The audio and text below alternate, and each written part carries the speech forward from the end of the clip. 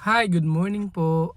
Ang ating discussion po ngayon ay tungkol dun sa CMPA or Cow's Milk Protein Allergy. So, allergy siya sa gatas ng baka, 'di ba? Cow milk protein allergy, may allergy. Ayan. Allergy. Kasi no, yung creator ng universe natin, baka sabihin sa'yo, sumbatan ka. Ikaw kasi, dinisign ko yung baka, yung gatas ng baka para yung gatas ng mga baby baka. Bakit nyo kasi ginagawa ang gatas para sa mga baby nyo? Para yan sa baka. Joke lang po. So yun pong CMPA, allergic reaction po yun. Ang dami na pong discussion yun sa social media, yung CMPA. So malamang karamihan po ng mga parents dito alam na yung CMPA.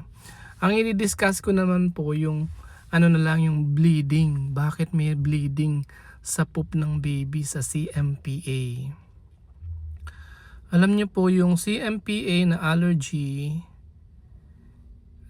is T-cell mediated inflammatory response na allergy, non-IgE yun. Napansin ng mga pathologists na ang daming eosinophil doon sa lamina propria o lining epithelium, yung pinakabalat ng bituka.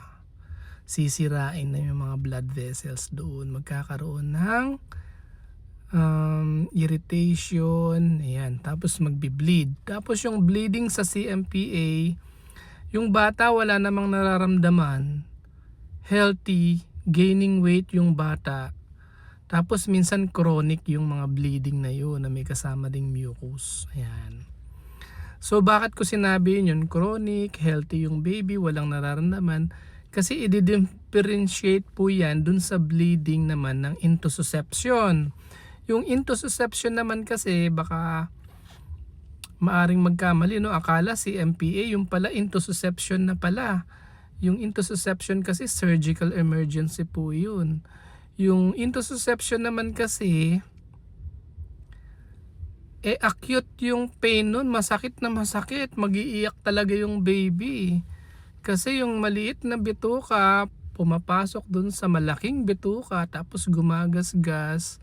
Ayun, tapos yung intussusception naman, meron yung current jelly stool, blood na mas maraming mucus, tapos masakit, biglaan, surgical emergency.